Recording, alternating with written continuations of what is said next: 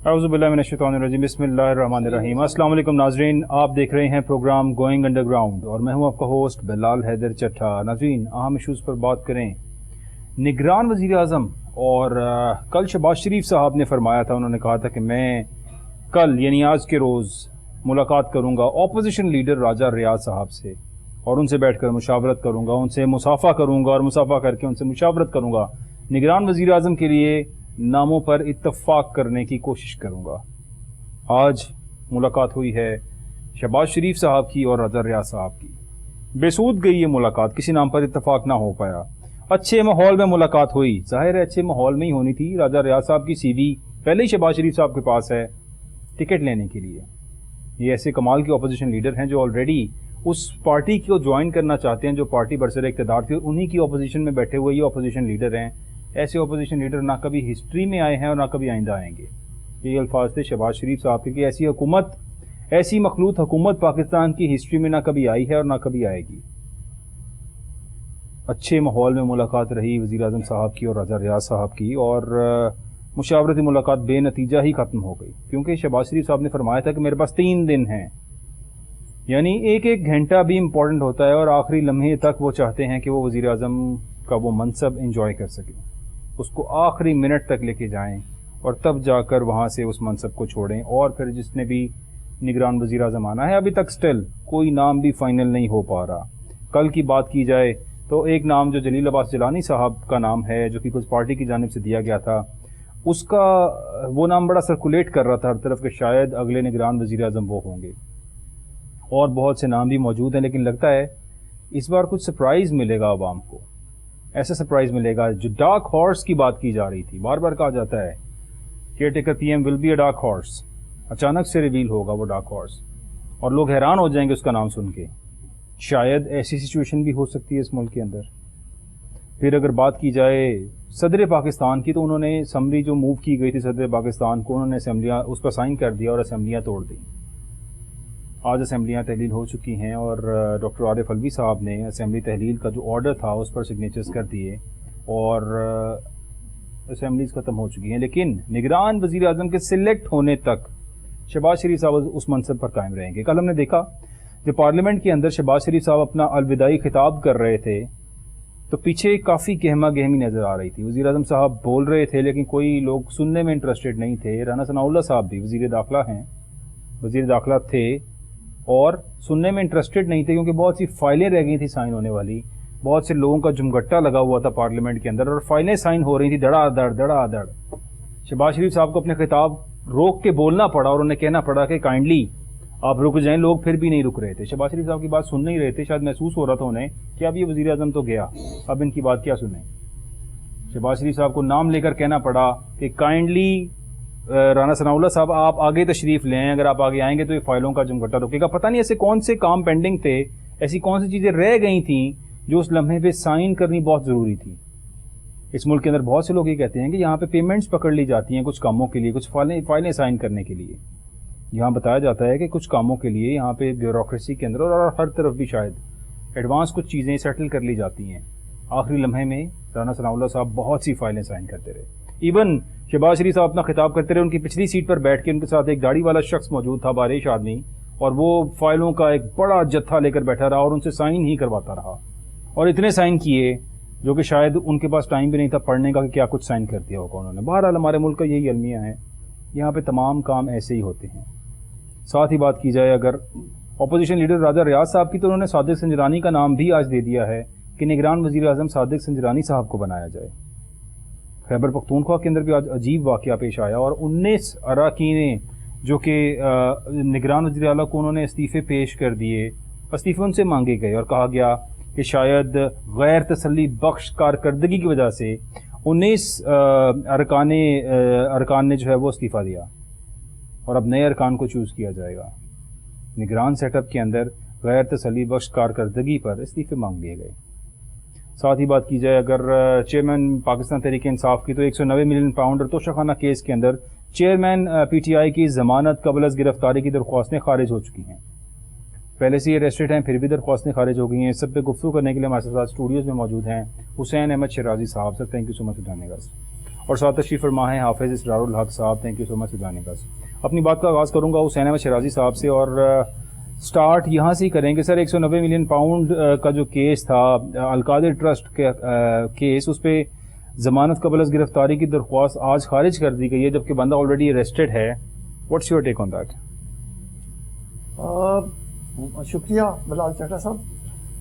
گزارش یہ ہے کہ یہ تو اب پچھلے 2 ماہ سے بڑا واضح ہے کہ پی ٹی آئی کے اختتام تک یہ جو عمل ہے یہ جاری رہے گا, اور اس کا تعلق اب ہمارے آنے والا جو سیاسی منظرنامہ ہے اس سے بھی ہے کہ یہ الیکشن جو ہے یہ اب تو کوئی 95% جو لوگ ہیں وہ اس بات میں متفق ہیں کہ الیکشن اسی صورت میں ہوں گے جب یہ پی ٹی آئی جو ہے یہ میدان سے یا تو باہر جا چکی ہوگی یا یہ اتنی کمزور نحیف اور بیچاری ہو گئی ہوگی کہ اس سے کسی کو خطرہ نہیں ہوگا.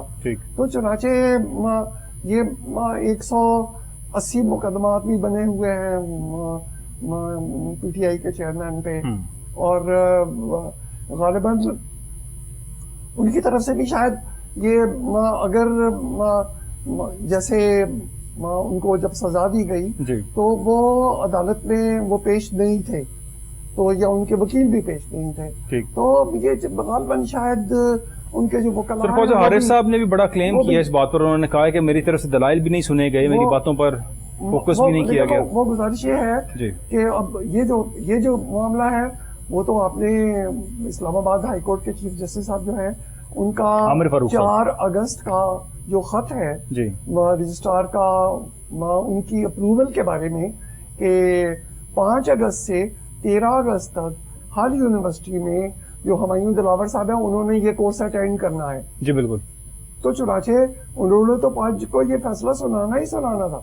یہ بھی 95% لوگ اس بات پہ متفق تھے کہ یہ فیصلہ جو ہے اس طرح سے ہونا. البتہ یہ سزا 3 سال ہوتی ہے, 30 منٹ کے اندر فیصلہ لکھ دیا, 30 صفحات پر مشتمل فیصلہ 30 منٹ کے اندر جاری کر دیا گیا, اور ایسا زبردست ایکشن کبھی دیکھنے میں سامنے نہیں آیا کہ 12:44 پہ فیصلہ سنایا جا رہا ہے اور 1:04 پر اریسٹ کر لیا گیا اس شخص کو. وہ گزارش ہے جی, وہ میں نے آپ سے عرض کیا نا کہ وہ جو بیسک ایک فلسفہ ہے کہ اس پی ٹی آئی جماعت کو تقریباً راستے سے ہٹانا ہے, تو اب اس کے لیے جو بھی کرنا پڑے گا یہ کیا جائے گا. سر وہ کہا جاتا ہے جو لنڈن پلان کا حصہ ہے کہ پارٹی کو بالکل ختم کرنا ہے اور سلاخوں کے پیچھے پہنچانا تھا پارٹی کے چیئرمین کو اور پارٹی کو آبسولیٹ کرنا تھا.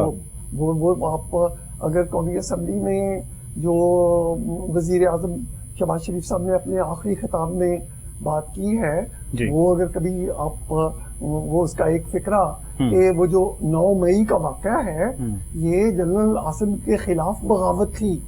اب اتنی بڑی بات ایک ملک کا وزیر اعظم کہہ رہا ہے, اور انہوں نے کہا میں بڑے وثوق سے اس منصب کو سنبھال کے میں یہ بات بول رہا ہوں, اور اس کی جو ریمیفیکیشنز ہیں وہ شاید اگر بیان کی جائیں تو آپ کا چینل جو ہے وہ سر برداشت نہیں کر پائیں گے, ان کو برداشت نہیں کر سکے گا. تو چنانچہ یہ آج 10 اگست ہے, چھوٹا سا صرف 1 منٹ دیجیے گا. 14 اگست کو ہم آزاد ہوئے تھے, اور یہ جو آزادی ہے سر ہوئے تھے آج سارا پاکستان جو ہوئے تو تھے ہو گئے تھے.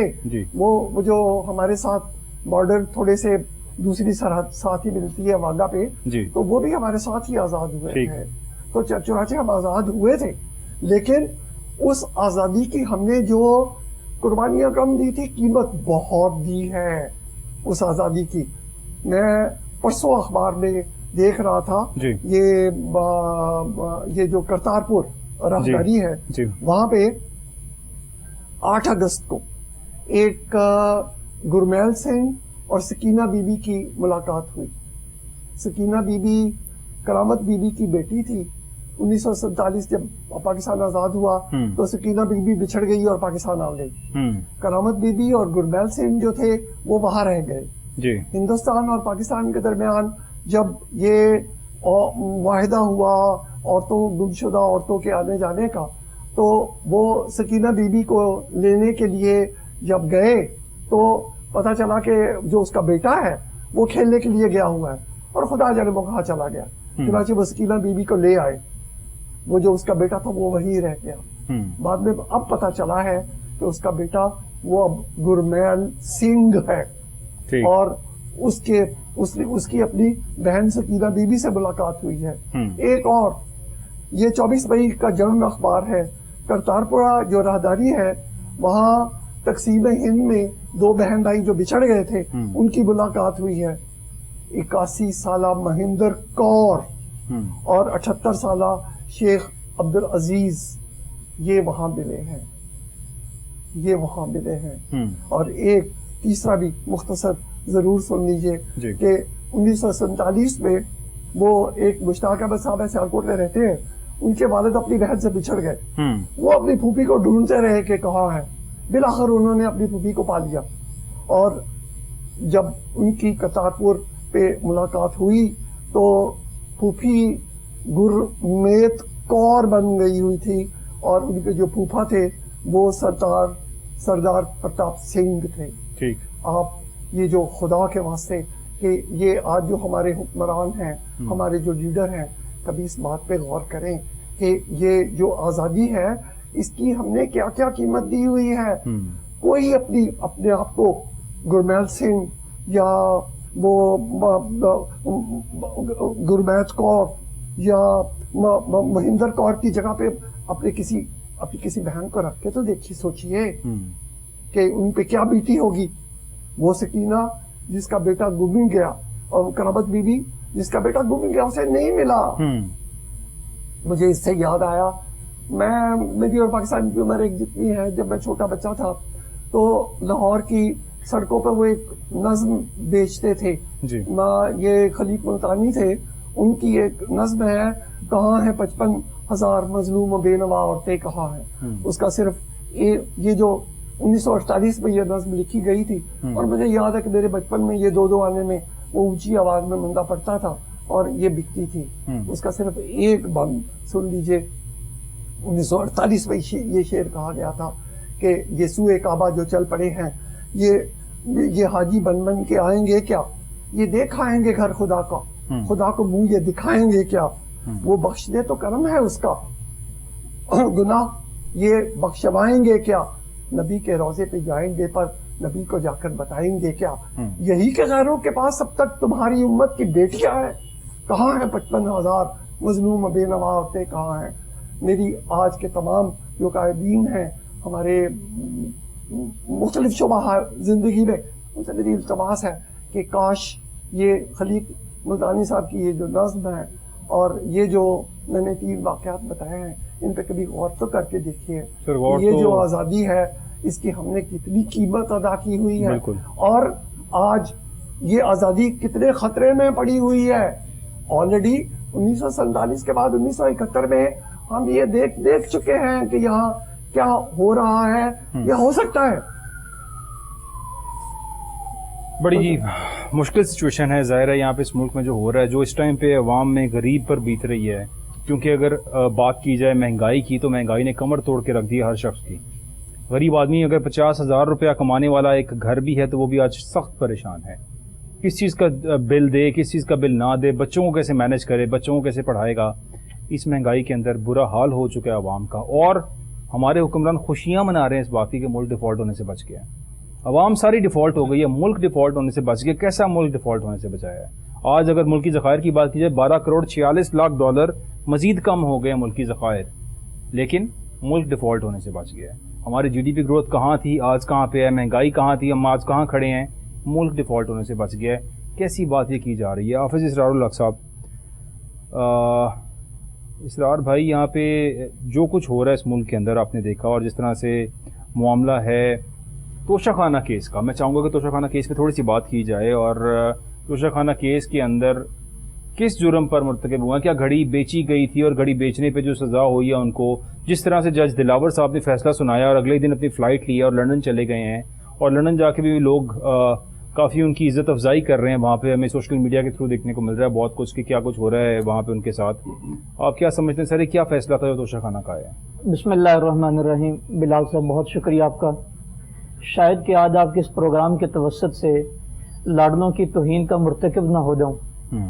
پہلی بات تو یہ ہے کہ توشہ خانہ کیس کو اگر ہم لوگ ایک نظر دیکھیں، یہ ہے کیا دراصل گوشواروں کے اندر چیزوں کا وضاحت کے ساتھ بیان نہ کرنا، اس کی بابت یہ کیس تھا توشہ خانہ کا۔ ٹھیک ہو گیا۔ اب اس میں ہوا کیا، کہتے ہیں کہ یہ کرنا چاہیے تھا کہ جو چیزیں آپ کے پاس تھیں، جو اثاثہ جات آپ کے پاس تھے، جو چیزیں آپ لوگوں نے فروخت کی، جو چیزیں آپ نے خرید کی، ان کی وضاحت آپ نے لکھنی تھی۔ ٹھیک۔ اہم سوال اس میں یہ ہے کہ یہ لائبلٹی کس کی بنتی ہے؟ اگر ہم لوگ الیکشن ایکٹ کو دیکھیں، اس کے مطابق جب بھی گوشوارے جمع کروائے جائیں گے تو الیکشن کمیشن جو ہے وہ 120 دن کے اندر، 4 ماہ کے اندر اگر کوئی اعتراض ہے اس پہ، کوئی آبجیکشن ہے ان گوشواروں کے جمع کروانے کے اوپر، تو اس کا وہ فیصلہ کرے گا، اس کی بابت وہ نوٹس بھیجے گا متعلقہ پارٹی کو کہ آپ نے یہ جو ہمیں گوشوارے جمع کروائے ہیں، یہاں پر ہمیں وضاحت کی ضرورت ہے۔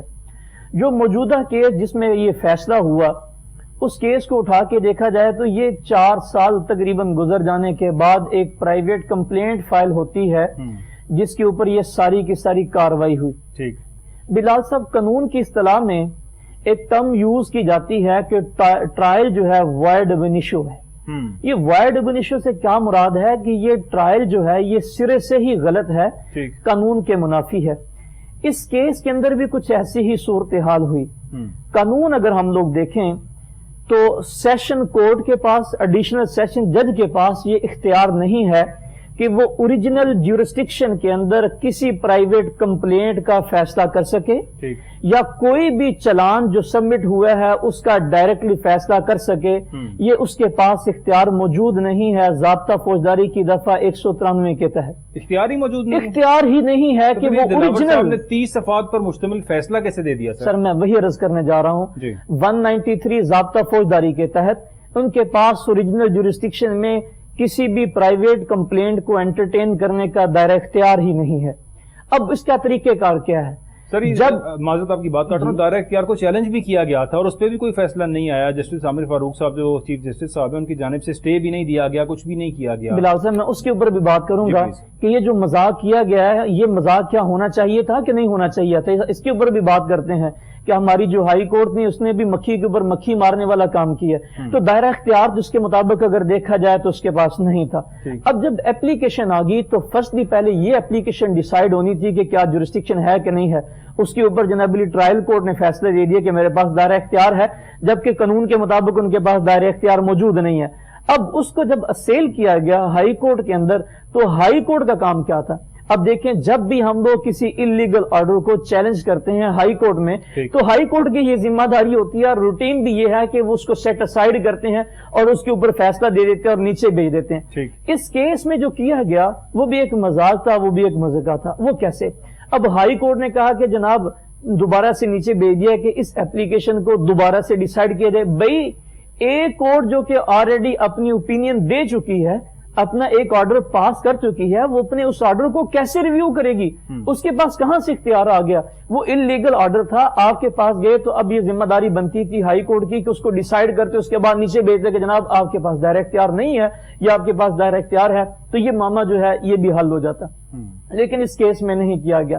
اچھا، اب میں ایک بات کرتا چلوں، اس کیس میں جو گوشوارے جمع کروا دیے، اس کے بعد کمپلینٹ آ گئی، کمپلینٹ آنے کے بعد مینٹینیبلٹی کے اوپر بھی بحث ہوگی، اس کے بعد کہا جی آپ اپنی ایویڈنس کو لیں۔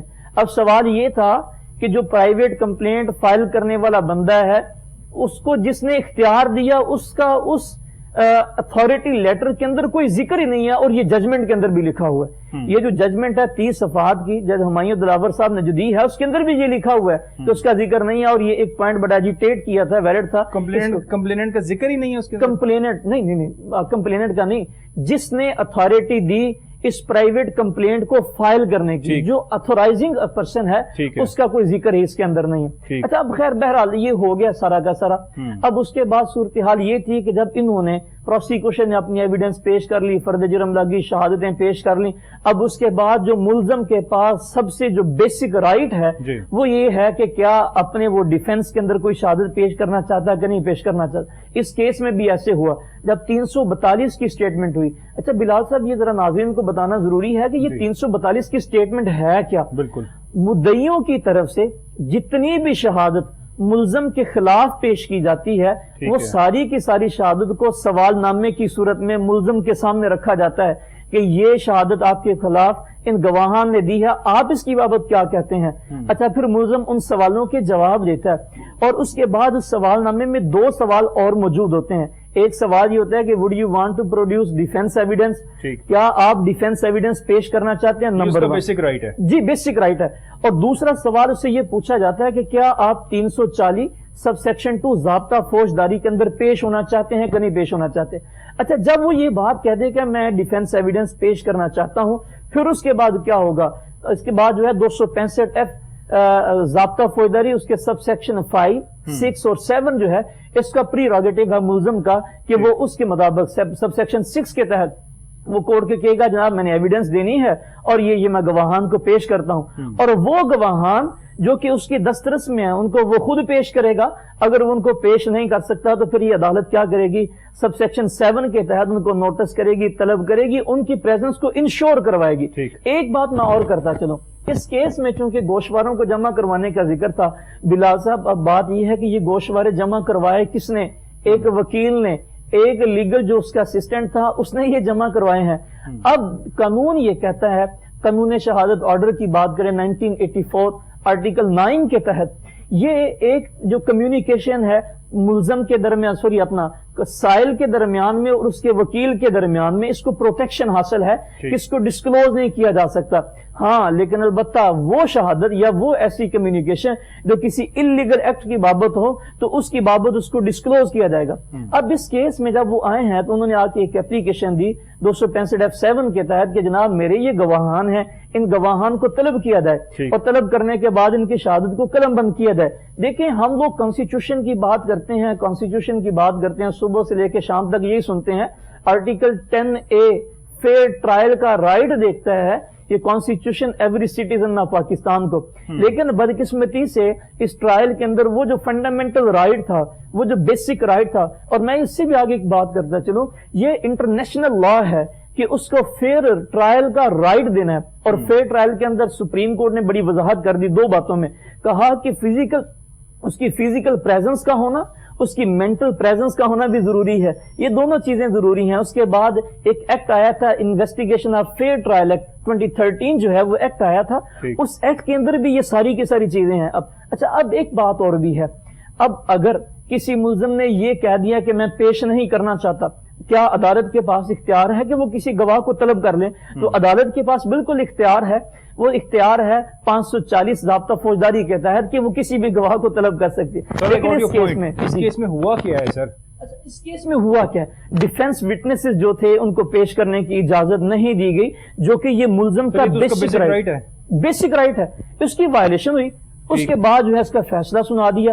اچھا میں ایک اور بات کرتا چلوں, جب بھی فیصلہ سنایا جائے گا تو قانون اس کی بابت بڑا واضح ہے. کیا یہ چیلنجیبل نہیں ہے؟ جی بالکل چیلنجیبل ہے. 366 ضابطہ فوجداری کے تحت جب ججمنٹ دی جائے گی, جب فیصلہ دیا جائے گا, ملزم کی موجودگی کا ہونا ضروری ہے سب سیکشن 2 کے تحت. پھر کہا کہ اگر اس کی موجودگی نہیں ہے اور اس کی طرف سے حاضری کی استثناء ہے تو اس کی غیر موجودگی کے اندر بھی فیصلہ سنایا جا سکتا ہے. لیکن 2 صورتیں ہیں.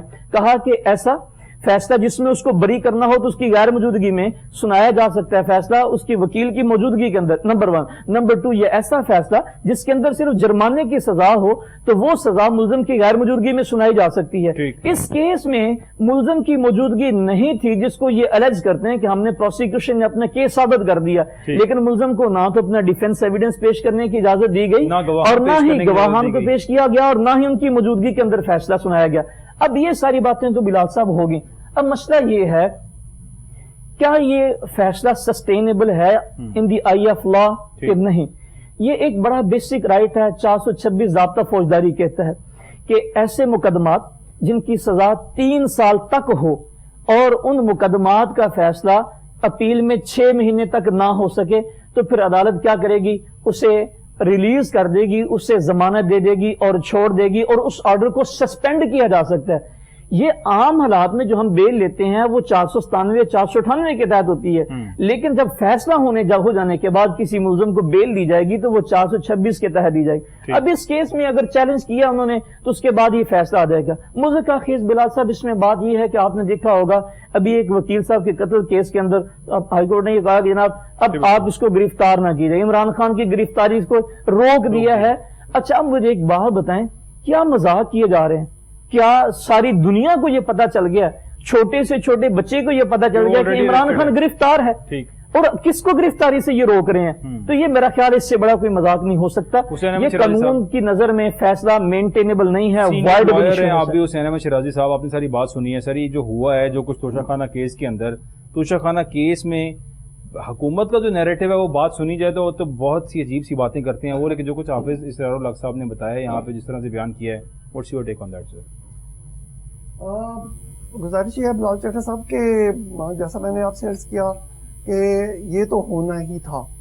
سر تو کہا جا رہا تھا، پہلے بھی کہا جا رہا تھا کہ یہ فیصلہ لکھا ہوا ہے، صرف پڑھ کے سنا ہے. میری گزارش سنیے گا. گزارش یہ ہے کہ یہ کل لاہور ہائی کورٹ میں ایک کمپلینٹ یا کسی نے ڈالی ہے اور اس پہ الیکشن کمیشن اور حکومت دونوں کو نوٹس دے دیا گیا ہے کہ توشہ خانہ سے جن لوگوں نے پہلے تحفے لیے تو کیا انہوں نے ڈکلیئر کیے یا نہیں کیے. بالکل یہ سوال ہونا چاہیے.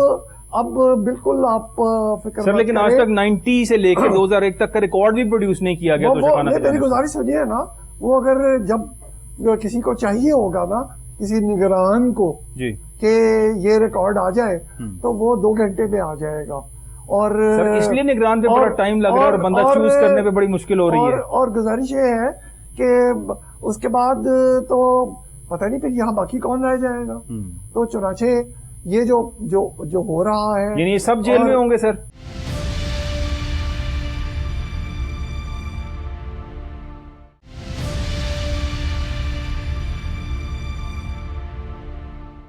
ویلکم بیک ناظرین، اور ہم بات کر رہے تھے چیئرمین پی ٹی آئی کی گرفتاری کی، توشہ خانہ کیس کی، کہ توشہ خانہ کیس کے اندر جو کچھ ہو چکا ہے، تحائف بہت سے لوگوں نے وصول کیے ہیں. تمام لیڈرز کی بات کی جائے، جو لیڈرز نہیں بھی تھے، کچھ صحافیوں کے نام بھی آتے ہیں، کچھ اور لوگوں کے نام بھی اندر آتے ہیں جنہوں نے توشہ خانہ سے کیس ریسیو کیے تھے.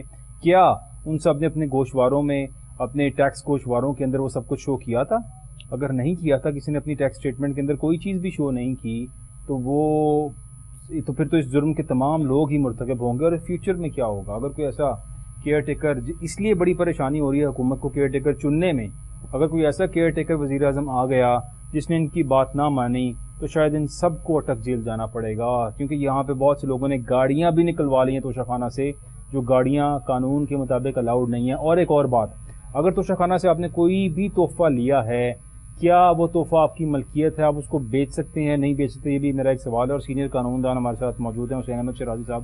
سر، توشہ خانہ کے رولز کے مطابق کوئی چیز آپ نے لے لی ہے پیمنٹ کر کے، کیا وہ اب آپ کی ملکیت ہے؟ آپ اسے بیچ سکتے ہیں یا نہیں بیچ سکتے؟ پہلا سوال.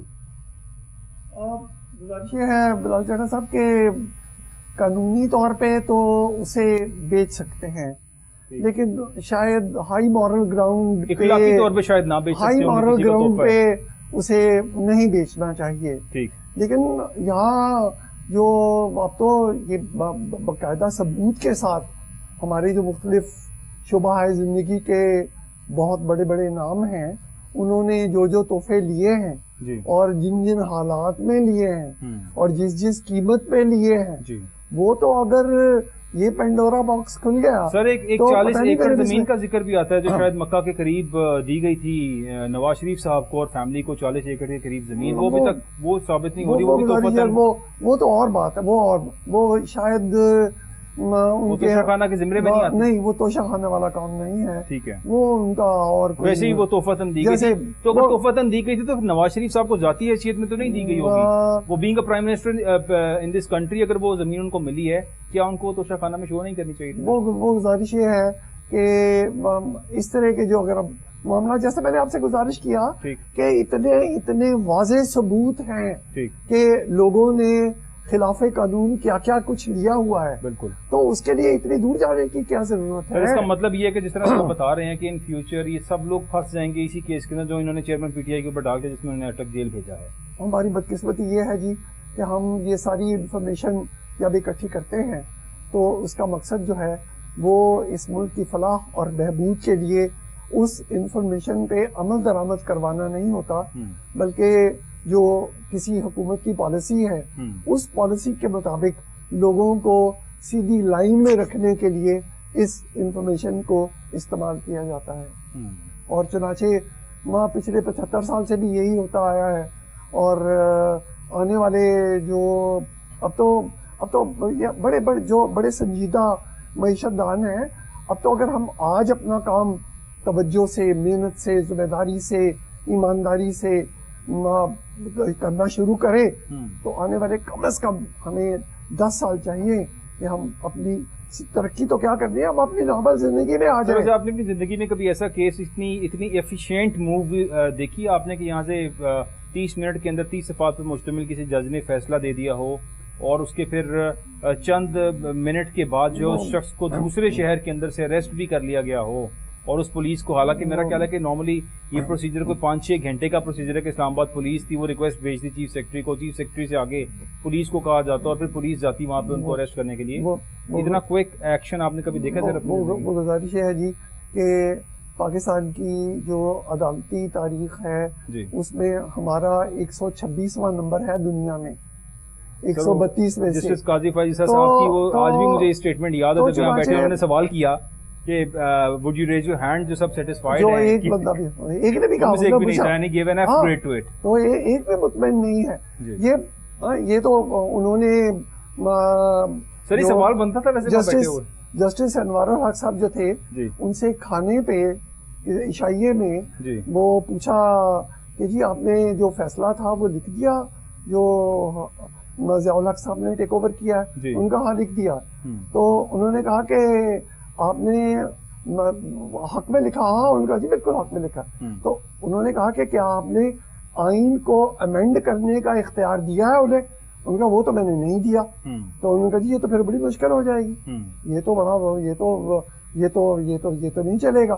تو بالکل تاریخ دان بتاتے ہیں کہ وہ وہاں سے عشائیہ چھوڑ کے گئے اور انہوں نے وہ فائل دفتر کھلوایا، فائل نکلوائی اور اس میں انہوں نے اپنے ہاتھ سے لکھا کہ آئین کو امینڈ کرنے کی کا اختیار دیا جاتا ہے. یہ آپ قانونوں کی بات کرتے ہیں. ضیاء الحق صاحب نے کہا تھا کہ پاکستان کا آئین کیا ہے؟ یہ چند صفحوں کی کتاب ہے جسے میں جب بھی چاہوں پھاڑ کے پھینک سکتا ہوں. پرویز مشرف صاحب نے کہا تھا کہ یہ جسے آئین کہتے ہیں اسے تو میں جب چاہوں ردی کی ٹوکری میں پھینک سکتا ہوں. سر ضیاء الحق صاحب کی پیداوار جو مسلم لیگ نون کے رہنما ہیں نواز شریف صاحب اور یہ پوری پارٹی جو بنی ہے وہ ٹھیک کر رہے ہیں. بلال چڑھا صاحب یہ پھر بڑی خطرناک یہ جو بات ہے نا پھر یہ اللہ کے فضل و کرم سے این خانہ ہما آفتابس جو بھٹو تھے وہ ایوب خان کو ڈیڈی کہتے تھے. ضیاء الحق نے نواز شریف صاحب کو اللہ میری بھی عمر ان کو لگا دے یہ دعا دی تھی. اور ہمارے جو پی ٹی آئی کے چیئرمین ہیں یہ پرویز مشرف کے ریفرینڈم میں اس کے حق میں نعرے لگاتے تھے. بالکل لگاتے تھے. تو باقی کیا بچا؟ یہ غالباً دھرتی بانجھ ہے. یہ دھرتی بانجھ ہے. اسرار الحق صاحب توشہ خانہ کیس کے اندر سزا تو ہو گئی ہے، اریسٹ بھی ہو گئے ہیں. ان فیوچر آپ کو کیا نظر آ رہا ہے جیسا فیصلہ دیا گیا؟ کیونکہ یہاں پہ جب بھی کوئی جج کوئی فیصلہ دیتا ہے آئی تھنک وہ ایک میموری بن جاتا ہے، وہ فار دا فیوچر باقی تمام ججز کے لیے وہ ایک ججمنٹ آ جاتی ہے. کیا یہ بھی ججمنٹ باقی تمام فیوچر ججز کے لیے آ جائے گی اور اس کو سیو کر لیا جائے گا اور آئندہ بھی اس کی بیس کے اوپر کوئی سزا سنائی جائے گی؟ نہیں، بلال صاحب بات یہ ہے کہ کانسٹیٹیوشن یہ کہتا ہے کہ سپریم کورٹ اور ہائی کورٹ جو فیصلہ دے گی وہ جو اس کے سب آرڈینیٹ کورٹس ہیں ان کے اوپر وہ بائنڈنگ ہے، لیکن یہ بائنڈنگ نہیں ہے. ٹھیک ہے، اس کے مینٹ کیا جا سکتا ہے. جی پلیز. ایک فکرہ صرف بولنے کی کہ یہ جو آپ نے کہا نا کہ سیشن کورٹ کا فیصلہ، آپ یہ جو آئین ہے وہ اس کا درجہ باپ کی طرح ہوتا ہے اور یہ جو ہے نا سیشن جج کا فیصلہ یہ تو کوئی بڑا سنیے گا ایک بات سن لیجیے کہ یہ تو کوئی ملازم ہے اگر اس کو آپ تقابلی جائزہ لے. پاکستان کے آئین کی خلاف ورزی 200 केस में उन्होंने जस्टिस मुनीर साहब ने कहा कि जी बिल्कुल सक्सेसफुल रेवोल्यूशन जो है कल्चर की प्योर के मुताबिक ये बिल्कुल इसको ख़त्म किया जा सकता है। अयूब खान का माशाल्लाह जायज़ करार पाया। फिर उसके बाद अगला माशाल्लाह 1900 उसका याह्या खान का आया। उस माशाल्लाह को वो आसमा जिलानी साहबा ने चैलेंज किया और उसमें हमारे दो बहुत बड़े वकील याह्या बख्तियार और एक बरोही, एक साहब जो थे वो कुरान पाक लेके खड़े थे और एक कैल्सन की थ्योरी लेके खड़े थे कि successful revolution it has its own validity and legality, और एक कुरान लेके खड़े थे कि हाकिमियत तो अल्लाह की है, एक बंदा ये काम कैसे कर सकता है। तो चुनाचे क्योंकि वो याह्या खान मर चुका था तो चुनाचे सुप्रीम कोर्ट ने ये आसमा जिलानी केस में ये फैसला किया कि माशाल्लाह कोई नहीं लगा सकता, याह्या खान आ सकता। और अभी 12 में से 7 जज सुप्रीम कोर्ट के बेंच पे थे जब ज़ियाउल हक साहब ने माशाल्लाह लगा दिया उस फैसले के बाद भी। उसके बाद और फिर क्या हुआ, फिर सुप्रीम कोर्ट ने वो ये फैसला दिया कि नजरिया जरूरत जो है ना कुरान पाक में भी है कि अगर आप मजबूर हो जाएं तो आप हराम भी खा सकते हैं। तो चुनाचे और उसमें भी हमारी इंटेलेक्चुअल बैंक्रप्सी जो इस मुल्क की और इस कौम की है, याह्या बख्तियार और ए.के. बरोही, जो पहले एक कैल्सन की किताब और एक कुरान पाक लेके खड़ा था और उन दोनों ने अपने हाथ बदल लिए, चेंज कर लेंगे। हाँ, एक हमायत कर रहा था, वही एक हमायत कर रहा था, मुखालफत कर रहा था। और अल्लाह खैरसल्ला, और फैसला आपको पता है कि क्या हुआ था।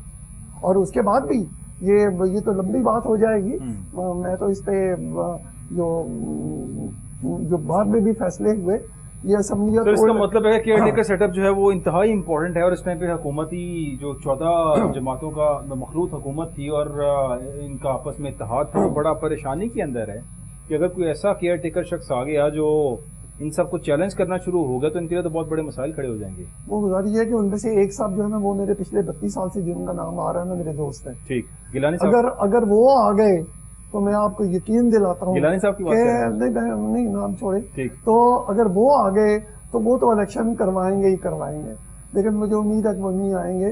और यहाँ मेरा एक दोस्त है इरफान, मेरा बैचमेट है, वो आईजी के लिए 2008 में इंटरव्यू होने थे तो उसको भी बुलाया गया कि आप भी आ जाओ। वो गया तो वापस आया, कहता 1 घंटे की मीटिंग हुई मेरी चीफ मिनिस्टर के साथ। तो मैंने कहा कि तो मैंने ये भी कहा और ये भी कहा और मैंने ये भी कहा और मैं ये भी करूँगा और ये भी करूँगा। तो मैंने कहा ये तुमने अपना भी वक्त ज़ाया किया है और उन सबका भी वक्त ज़ाया किया, इस वास्ते कि ये बातें करने के बाद तुम्हें कौन मुंतखब करेगा। आज तो चुनाचे निगरान वजीर आजम के लिए भी ये, और एक और इसी तरह के एक ओहदे पे जब एक साहब का इंटरव्यू हुआ तो मैंने कहा बड़ी तैयारी कर रहे हो, उन्होंने कहा तैयारी है तो मुंतखब हो गए। और मैं कहा की तई, कहता जी मैं तो जाके उन्होंने पूछा, मैंने कहा जी कि मैं तो आपका कुत्ता हूँ, आप मुझे हुक्म देंगे तो मैं दुमा लाऊंगा भौंकूंगा, और अगर आप मुझे हुक्म देंगे तो जो भी मुखालिफ मैं उसकी पिंडी का गोश्त आपकी खिदमत में पेश कर दूंगा। और वो फौरन सिलेक्ट हो गए और वो सिलेक्ट हो गया। तो चुनाचे ये रिक्वायरमेंट है तमाम ओहदों की इस मुल्क के अंदर, ऐसे ही यहाँ पे हो रहा है। और आज बल्कि इस्तेहकाम पाकिस्तान पार्टी, एक नई पार्टी किंग्स पार्टी लॉन्च हुई है और आज बड़ी उसकी एडवर्टाइजमेंट चल रही है और वो अपने मंशूर बता रहे हैं, अपना फ्यूचर प्लानिंग्स बता रहे हैं कि इस मुल्क के अंदर 50,000 रुपया मजदूर को तनख्वाह मिलेगी, 300 यूनिट बिजली फ्री कर दी जाएगी, यहाँ पे बिला सूद कर्जे फराहम किए जाएंगे और ऐसे ऐसे झांसे दे रहे हैं। वो शायद इंप्रेस हो गए हैं शहबाज शरीफ साहब से और उनकी गुफ्तगू से और इस 14 जमाती जो इत्तेहाद था, क्योंकि इन्होंने जो बातें की थी आने से पहले डिलीवर तो कुछ ना कर पाए, लेकिन वो समझ गए हैं अब्दुल हलीम खान साहब और जहांगीर तरीन खान साहब के शायद अब अवाम को ऐसी बातें करने से ही इक़्तिदार मिलेगा और तो शायद चांस नहीं है उनके पास किसी किस्म का वोट बैंक कैप्चर करने का। लेकिन इस टाइम पे चूँकि लोग बहुत ज़्यादा परेशान हैं, गुर्बत बहुत फैली हुई है, तो ऐसी बातें अब फ्लेक्सेस के ऊपर और एडवर्टीजमेंट के ऊपर दिखाई जा रही हैं। लाहौर शहर में तो दिखाई जा रही है, ना जाने और किस शहर में दिखा रहे हैं कि नहीं दिखा रहे, लेकिन ये सब कुछ किया जा रहा है यहाँ पे और फिर से अवाम को एक बार दोबारा लॉलीपॉप दिया जा रहा है इन सब बातों का। देखें अवाम क्या करेगी अगर इलेक्शंस हुए, तो जो होते ही शायद मुश्किल नज़र आ रहे हैं। बहुत शुक्रिया हुसैन अहमद शराजी साहब आपका, इसरार उल हक साहब आपका बहुत शुक्रिया। नाज़रीन आप सबका शुक्रिया देखने का, अपना ख्याल रखिएगा। اللہ حافظ.